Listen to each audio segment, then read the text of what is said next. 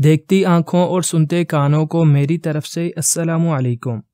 سونے کے زیورات بلا شک و شبہ عورتوں کے لیے مباح ہیں، اور اس مباحت پر علاوہ حدیث کے قرآن کریم کی بھی چند آیات دلالت کرتی ہیں۔ حضرت علی رضی اللہ تعالی عنہ فرماتے ہیں، رسول اللہ صلی اللہ علیہ وسلم نے فرمایا، یہ دو چیزیں ریشم و سونا میری امت کے مردوں پر حرام، عورتوں کے لیے حلال ہیں۔ الغرض، سونے کا زیور عورتوں کے لیے مباح ہے۔ زیور کے ڈیزائن پسند کرنے میں عورتوں کو اختیار ہے، البتہ اس بات کا لحاظ ضروری ہے کہ جن زیورات میں باجا گھنٹی وغیرہ ہو ان کا پہننا جائز نہیں ہے، اور جن زیورات میں خود گھنٹی تو نہ ہو لیکن آپس میں لگ کر بجتے ہیں، اگرچہ ان کا پہننا جائز ہے لیکن انہیں پہن کر اس انداز میں چلنا کہ ان سے آواز نکلے جائز نہیں۔ زیورات پہننے میں اسراف کرنا، زیب و زینت اگرچہ عورتوں کے لیے شرعاً مباح ہے لیکن اس میں اسراف کرنا درست نہیں۔ اسی طرح زیورات میں بھی اسراف سے کام لینا جائز نہیں۔ چاندی کا زیور، چاندی کے زیورات کے اباحت میں کسی کا بھی اختلاف نہیں۔ ہیرے جواہرات، لولو فیروز، زمرد، تحقیق یاقوت اور مرجان وغیرہ کے زیورات پہننا بھی جائز ہے۔ ہڈی کا زیور، جانوروں کی ہڈیوں، سینگوں اور دانتوں سے تیار کردہ زیورات کا استعمال بھی درست اور جائز ہے، کیونکہ سوائے خنزیر کے باقی جانوروں حلال ہوں یا حرام کی ہڈیاں، سینگ اور دانت نجس نہیں۔ مردار کے گوشت کے علاوہ اس کی کھال، سینگ، بال، اون، دانت اور ہڈی حلال ہے۔ پھولوں کا زیور، پھولوں کی مالا گردن میں ڈالنا یا پھولوں کا کڑا بنا کر ہاتھوں میں پہننا اور اسی قسم کی دیگر اشیاء کا استعمال بلا کراہت درست ہے۔ پلاسٹک کا زیور، اس سے ممانعت سراہنا بلکہ اشارہ بھی نہیں، اور اشیاء میں اصل بہات کے قاعدے کے پیش نظرات جائز کہا جائے گا۔ لوہے کا زیور، سونے اور چاندی کے علاوہ دیگر دھاتوں مثلا لوہا، تانبا، پیتل وغیرہ کے زیورات پہننا مکروہ ہے۔ حضرت عبداللہ بن بریدہ رضی اللہ تعالی عنہ اپنے والد سے روایت کرتے ہیں کہ ایک آدمی رسول اللہ صلی اللہ علیہ وسلم کے پاس آیا، اس نے تانبے کی ایک انگوٹھی پہن رکھی تھی، تو آپ صلی اللہ علیہ وسلم نے فرمایا، کیا مسئلہ ہے کہ تم سے بتوں کی بو آ رہی ہے؟ اس شخص نے وہ انگوٹھی پھینک دی۔ جب دوسری مرتبہ آیا تو لوہے کی انگوٹھی پہنے ہوئے تھا۔ آپ صلی اللہ علیہ وسلم نے فرمایا، کیا وجہ ہے؟ میں تم پر جہنمیوں کا زیور دیکھ رہا ہوں۔ اس نے اسے بھی اتارا اور کہا کہ کس چیز دھات سے انگوٹھی بناؤں؟ آپ صلی اللہ علیہ وسلم نے فرمایا، چاندی کی انگوٹھی بناؤ اور ایک مسکال سے زائد نہ ہو۔ دکھلاوے کے لیے زیورات پہننا، فخر و ریا اور دکھلاوے کی غرض سے جو بھی کام کیا جائے ناجائز و مکروہ ہے، اور حدیث میں عورتوں کے لیے سونے کے استعمال کی ممانعت بھی اظہار و دکھلاوے پر محمول ہے، لہٰذا اس نیت سے زیورات پہننا قطعاً جائز نہیں۔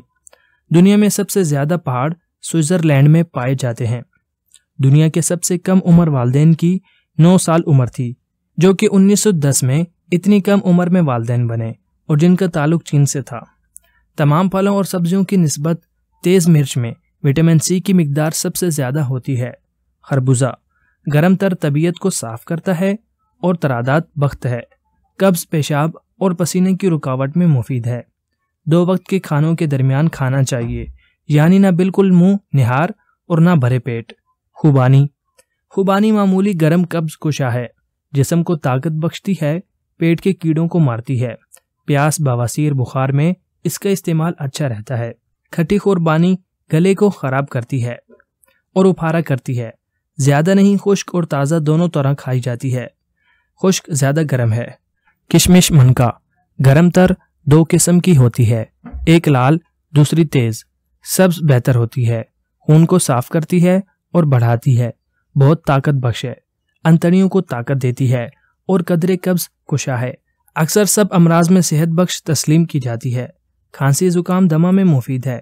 چچک خسرہ کے بیمار کو کوئی دوائی نہیں دینی چاہیے، صرف چھٹانگ پر صبح سے شام تک 1-2 دانے کھاتا رہے۔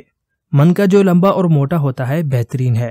دھنیا سبزیوں کو لذیذ اور خوشبودار بناتا ہے، دل و دماغ کو طاقت دیتا ہے، نیند لاتا ہے، قابض ہے، بھوک لگاتا ہے۔ پیاز کھانے کے بعد دھنیا چبانے سے پیاز کی بو جاتی رہتی ہے۔ دھنیا پرانا ہونے پر کچھ پیلے پن پر آ جاتا ہے۔ تازہ بیج کچھ سبزی مائل ہوتا ہے۔ دہی گرم تر، چکنی اور بھاری دل و دماغ اور انتڑیوں کو طاقت بخشتی ہے۔ بدہضمی، سنگرنی، دست اور خون کے نقائص میں دہی بلغم کو بڑھاتا ہے، طاقت دیتا ہے، بادی کو مٹاتا ہے۔ کھٹا دہی خون کو جوش دیتا ہے، چھاتی میں جلن اور زکام کرتا ہے۔ گرمی کی شکایت میں دہی میں میٹھا ڈال کر کھائیں، بلغم کی شکایت میں سونڈ اور کالی مرچ ملا کر کھائیں اور بادی میں نمک ملا کر کھائیں۔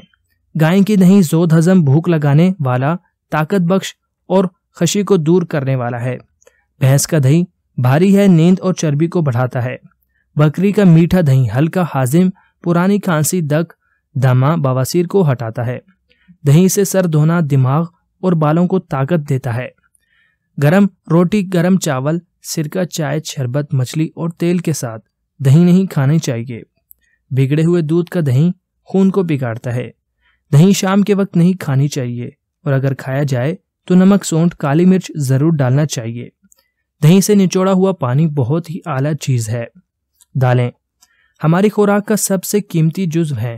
خون، گوشت زیادہ تر دالوں سے بنتے ہیں۔ وٹامن بی ان میں بہت زیادہ پایا جاتا ہے۔ چاول اور روٹی کے ساتھ دال کا ہونا ایک لازمی امر ہے۔ سبزیاں زود ہضم اور صحت بخش تو ضروری ہیں، مگر ان میں طاقت دینے والے اور جسم کی بناوٹ میں کام کرنے والے اجزاء بالکل کم ہی ہوتے ہیں۔ دن میں کم از کم ایک بار چھلکے سمیت دال پکانا چاہیے۔ بوڑھے اور جن کی قوت ہاضمہ ٹھیک نہیں، ان کے لیے دالیں زیادہ کھانا غیر مفید ہے۔ شلجم خشکی کو دور کرتا ہے، خون کو صاف کرتا ہے، پیشاب لاتا ہے، قدرے افارا کرتا ہے، بلغمی طبیعت والوں کی رطوبت کو بڑھاتا ہے۔ اس کی سبزی میں ادرک، کالی مرچ، موٹی الائچی اور کالا زیرہ ڈالنا چاہیے۔ سردیوں میں شلگم ابال کر انگلیوں پر رگڑنا اور اس پانی سے دھونا بہت مفید ہے۔ شہتوت سب طبیعتوں کے موافق ہے اور قبض ختم کرتا ہے۔ لمبا، چھوٹا، کالا اور سفید 4 قسم کا ہوتا ہے۔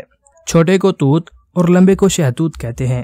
یہ خالص خون پیدا کرتا ہے، ہاضمے کو تیز کرتا ہے، پیاس اور گرمی کو مٹاتا ہے، نزلہ اور گلے کے امراض کے لیے فائدہ بخش ہے۔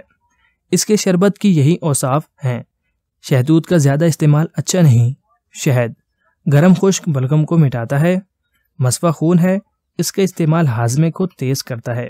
شہد گرم خشک بلغم کو مٹاتا ہے، مصفا خون ہے، اس کا استعمال ہاضمے کو تیز کرتا ہے، قدرے قبض کشا ہے، تب تک کھانسی، نزلہ، زکام، تھکان اور آنکھوں کے نقائص اور کمزوری کو دور کرتا ہے۔ گرمی میں گرم مزاج والوں کو ٹھنڈے پانی میں ملا کر دیں، کوئی زردی مائل، کوئی گاڑھا، کوئی پتلا، کوئی مصری کی ڈلی کی طرح وغیرہ وغیرہ۔ شہد میں گھی یا مکھن ملا کر استعمال کرنا طاقت بخش ہے، مگر دونوں ہم وزن نہ ہوں۔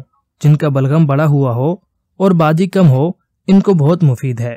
گرم پانی میں اس کا استعمال موٹاپے کو دور کرتا ہے۔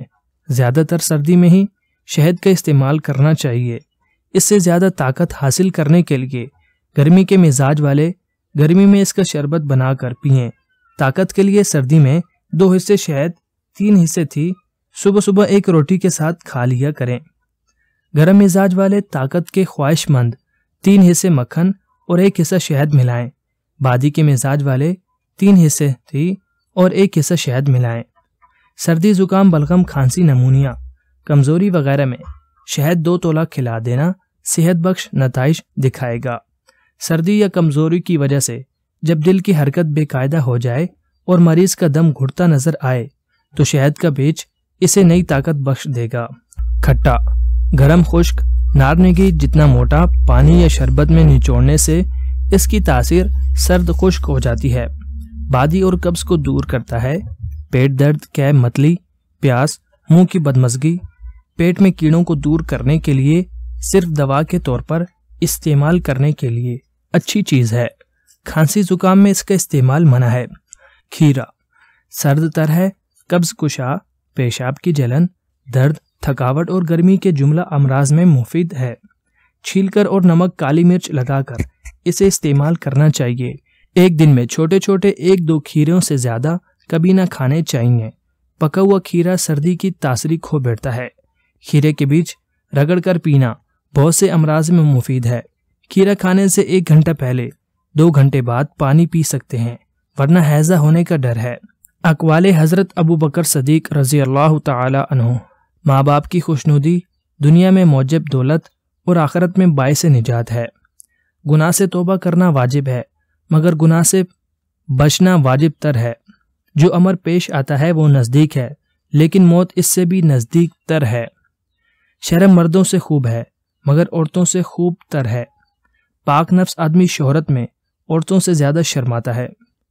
دنیا کے ساتھ مشغول ہو جانا جاہل کا بد ہے، لیکن عالم کا بدتر ہے۔ شکریہ۔